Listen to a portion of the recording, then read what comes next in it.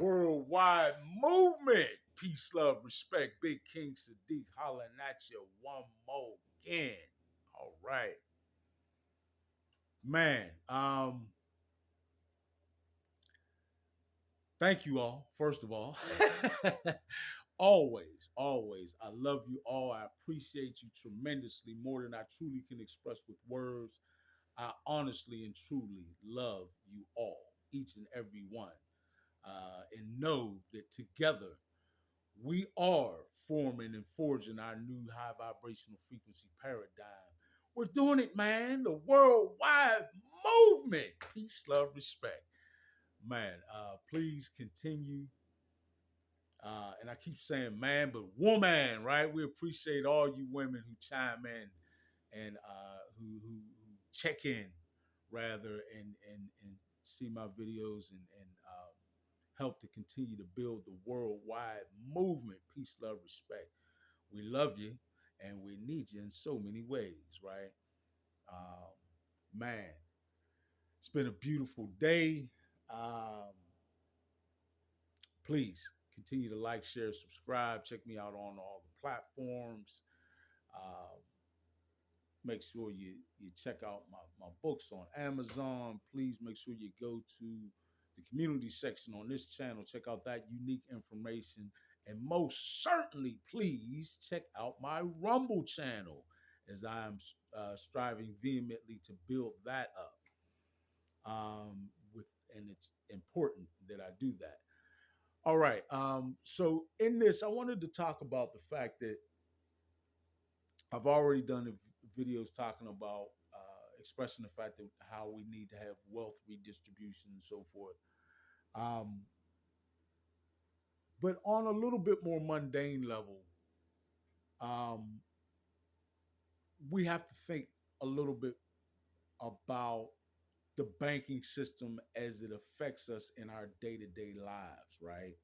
Um, there's a lot about the banking system, about our financial system in general that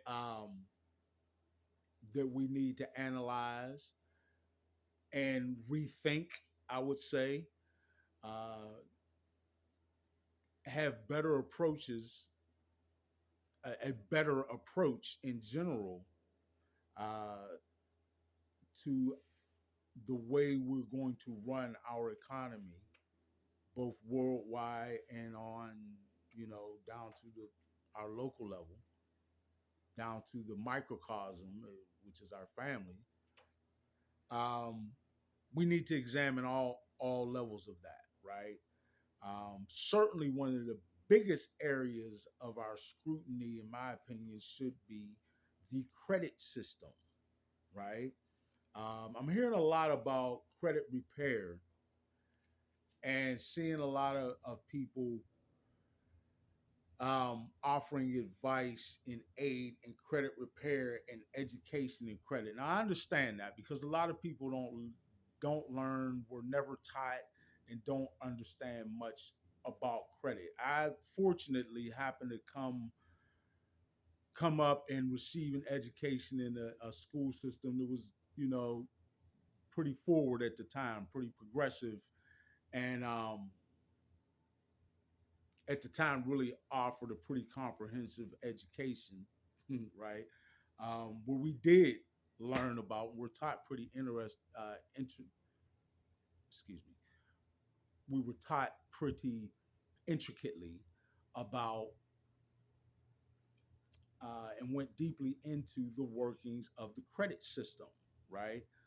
Um, we even learned about stocks and bonds and how those modalities work.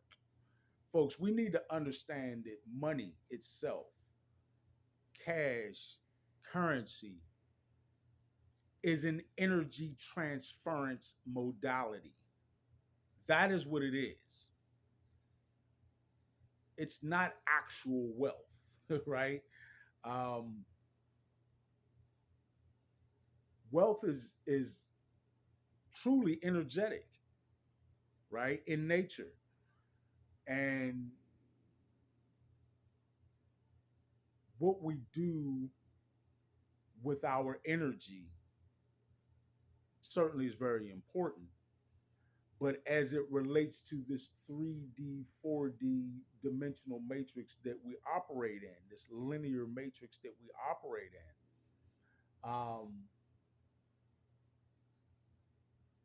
cash, currency, money is an energy transference modality. You have energy that you direct, right, um, toward the interest or the wanting of a certain thing, item, uh, a concept, even like, when you purchase insurance, you're purchasing a concept, right? You're not going to get a box that's actually your box of insurance, right? Um, all these things that you might have interest in obtaining or having, wanting, acquiring, um, and that you are willing to transfer a certain amount of your energy to obtain. The modality for you making that transfer is the money, is the cash, the currency, is the credit, right? Um, but the problem with the credit as a modality is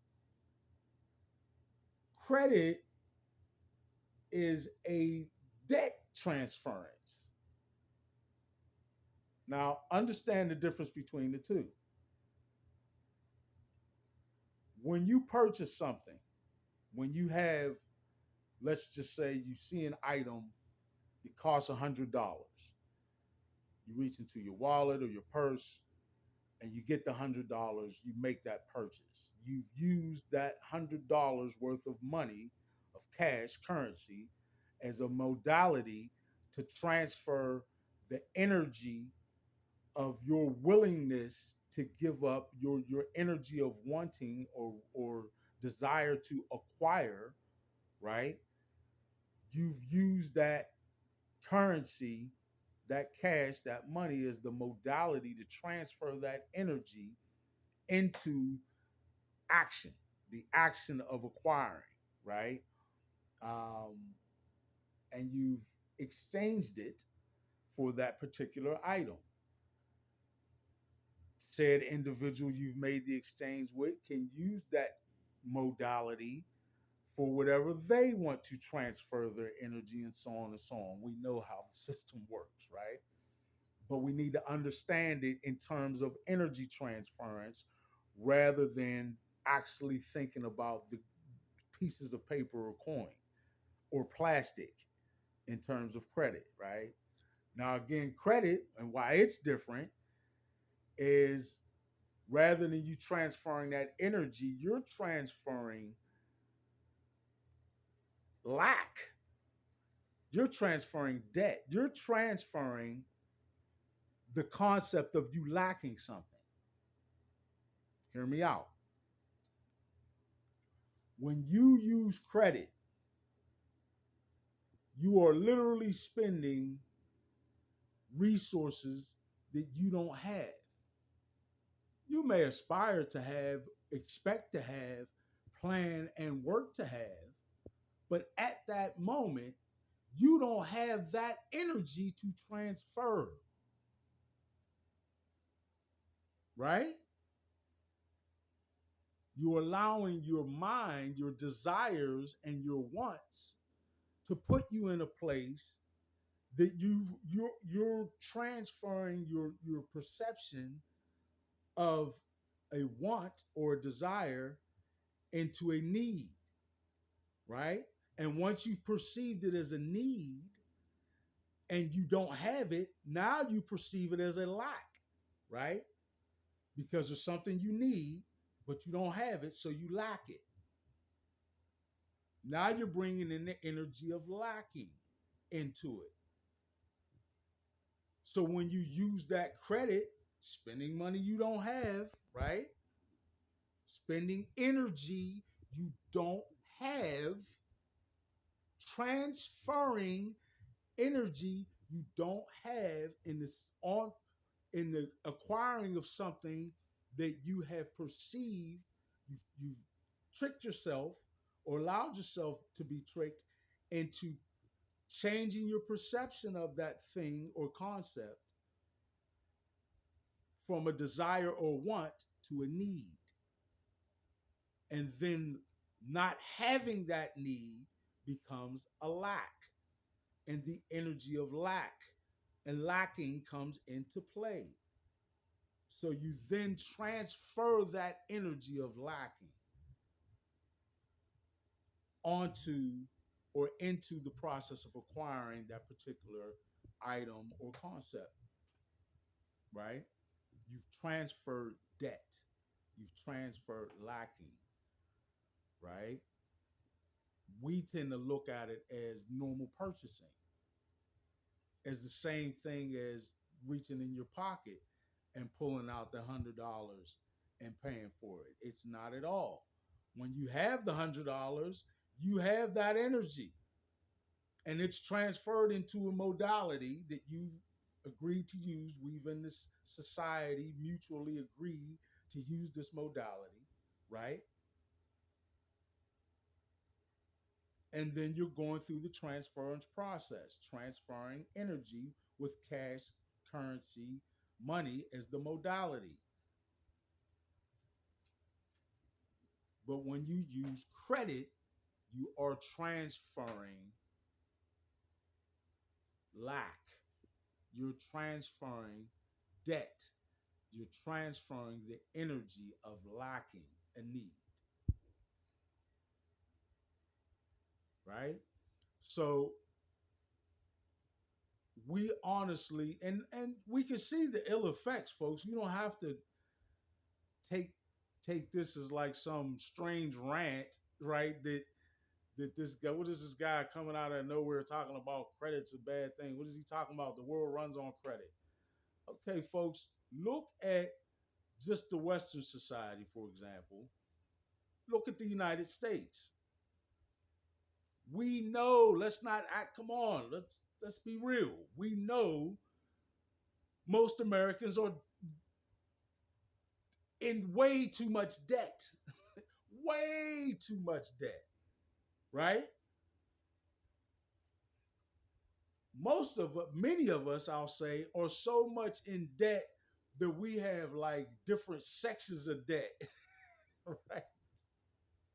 I ain't really trying to be a comedian on it, but like we got like, medical bill debt that we consider debt that we don't even, maybe one day we'll work it out where this insurance was supposed to cover that or whatever, whatever. But really, in our minds, that's not a debt we're even realistically ever looking to even expect to pay, right? Then we've got debt that could fall into the disputable range, right? Do I really remember that? Did I spend that on? Or did they just tack that on? Did they tack on that? I think they did put 2 or 3 months of that Netflix on there after I had already canceled it, right? We got debatable debt. We have, debt that we know isn't going away, but we're not quite ready to deal with yet, like student loan debt, right? We got categories of debt, folks. All of it is the result of us transferring the energy of lack, right? Rather than using money as an energy transference for acquisition from a point of already having an abundance, right? We've got to go from operating in lack to operating in abundance. And abundance simply means you've got plenty for all of your needs, plus a little bit more to share, right? Um, did you hear what I said? Plenty for all of your needs. So you're satisfying your needs first, because how can you look to aid anyone else until you've first satisfied your needs? satisfying all of your needs, and then also having more that you can share. That's abundance, truthfully. Um, and in order for us to operate in abundance, we cannot continue to transfer the energy of lack. So, using credit, um, and folks, we got warnings about this before they even implemented the credit system in this country. And sure enough, most of those warnings came to fruition. I know we've gotten addicted to credit, and to not use credit has become like a foreign concept, right? But honestly, if we examine the usage of credit in this country, particularly for the private citizen or the average individual, it's not been beneficial. If it has been, you wouldn't have so many Americans in debt because of credit. The facts are the facts. This is not me making this up. All right. So, again, indeed, at all levels, we have to rethink our financial models, um, and how we're going to operate economy on the world level all the way down to our families, right? Um, this is a new energy. We're forming a new paradigm. We've got to do things in a new way. It's time to operate in abundance and not operate in lack, right? It's time for a new approach to economy and finance. All right? Thank you all once again for spending time with me. I appreciate you because you're all helping to build the worldwide movement. Peace, love, respect. Big King Sadiq, I love you all. I thank you all truly. I'm out.